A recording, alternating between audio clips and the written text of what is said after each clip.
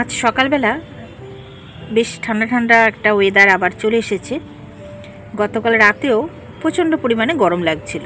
তো দেখুন সকাল থেকে আজকে হাওয়া দিচ্ছে, ঠান্ডা হাওয়া দিচ্ছে, আর বেশ ঠান্ডা ভাবটা চলে এসছে আবার। নমস্কার বন্ধুরা, আমি সোনালি, আর আপনাদের দেখছেন ট্যুর অ্যান্ড গার্ডেন ব্লগ। আশা করি সবাই খুব ভালো আছেন, সুস্থ আছেন। সমস্ত কাজ সেরে চলে এলাম ছাদে গাছগুলো দেখাশোনা করতে। কিছু গাছে জল দেব, আর কিছু গাছ আছে যেগুলো সামনের বছরের জন্য আবার ঠিকঠাক রাখার জন্য সেগুলোকে পরিচর্যা করে নেব। তো বন্ধুরা, এখানে একটা ডালিম ছিল, এর আগে আপনাকে দেখিয়েছি। ডালিম বলছি, বেদানা ছিল। এই বেদানাটা কালকে ফেটে গেছে, দেখি গাছের মধ্যে ফেটে রয়েছে। তো এটাকে পেরে নিয়েছি, এখনও একখানা রয়েছে। দেখুন সাইজটা আসলে এতটা বড় হয়ে গেছে, ভেতরে দানাগুলো পুষ্ট হওয়ার পরে কিন্তু এই বেদানাটা ফেটে গেছিলো। তো এই বেদানাটা গতকাল আমি পেরে নিয়েছি। কিছু গাছে জল দেবো বললাম, দেখুন এখানে যেমন এই যে আতা গাছটা রয়েছে, এর গাছের মাটিটা কিন্তু ড্রাই হয়ে গেছে। তো ওপর থেকে যেসব গাছের মাটি সকালবেলা এসে দেখি যে ওপর থেকে বেশ 1 ইঞ্চি মতো ড্রাই হয়ে গেছে, আমি সেই সব গাছেই কিন্তু জল দিই। আতা গাছটা দেখুন পাতাটা বেশ বড় হয়েছে, পাতা ছাড়তে শুরু করে দিয়েছে। তো গাছটা তো প্রথম অবস্থায় দেখে ভাবছিলাম কি জানি গাছটার হবে কি না। তো দেখছি গাছটা ঠিকঠাক হচ্ছে, দেখা যাক কতটা বড় হয় আস্তে আস্তে। এখানে আম গাছে মুকুল আসতে শুরু করে দিয়েছে। এবছর লেটই হলো, বেশ লেটেই কিন্তু মুকুল আসছে। দেখুন একটু দেরি করেই আম গাছটাতে মুকুল আসছে।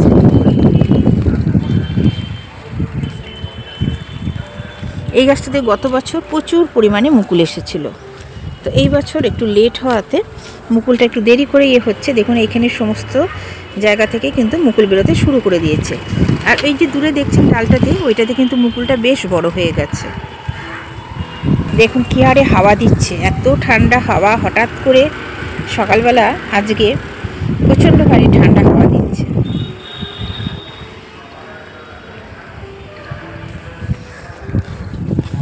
এবারে এই গাছটা রিপোর্টিং করাতে এতে কিন্তু বেশি মুকুল এলো না। এই জামরুল গাছটাতে অল্প করেই এসছে, দেখুন অল্প পরিমাণে মুকুল এসছে।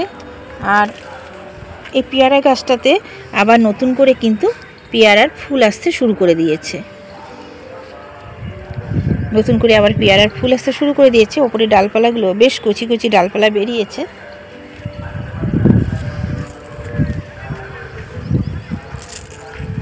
আর এইখানে টমেটোর গাছটার হালত দেখুন।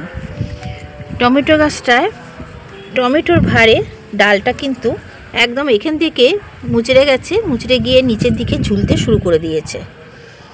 কত টমেটো হয়েছে দেখুন একটা ডালের মধ্যে।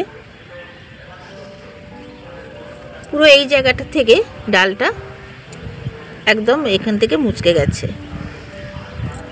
এখানে একটা আমি রড দিয়ে অবলম্বন দিয়েছিলাম, তা সত্ত্বেও সাইড দিয়ে কিভাবে গাছটা আবার পড়ে গেছে। তো গাছটাকে দেখুন, গাছটা ডালটা অনেকটাই বড়, আর এদিকেও কত টমেটো হয়ে রয়েছে। আর এই জায়গাটা প্রচুর পরিমাণে টমেটো হয়েছে। কালার আসতেও শুরু করে দিয়েছে, দেখুন এখানে পাকতে শুরু করে দিয়েছে।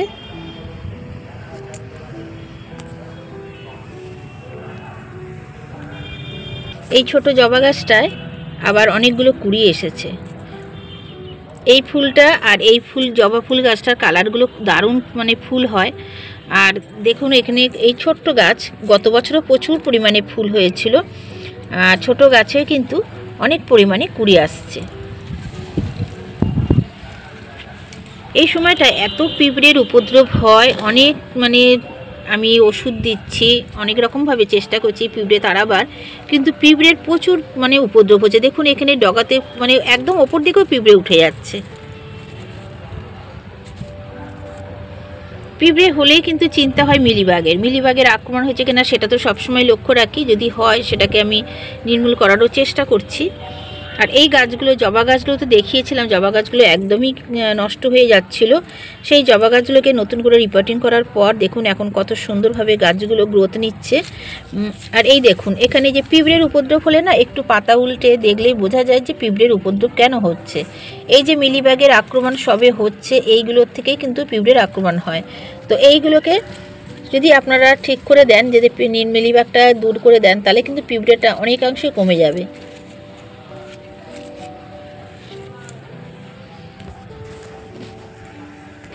এইখানে দেখুন সমস্ত চন্দ্রমল্লিকা গাছগুলো আমি নামিয়ে নিয়েছি।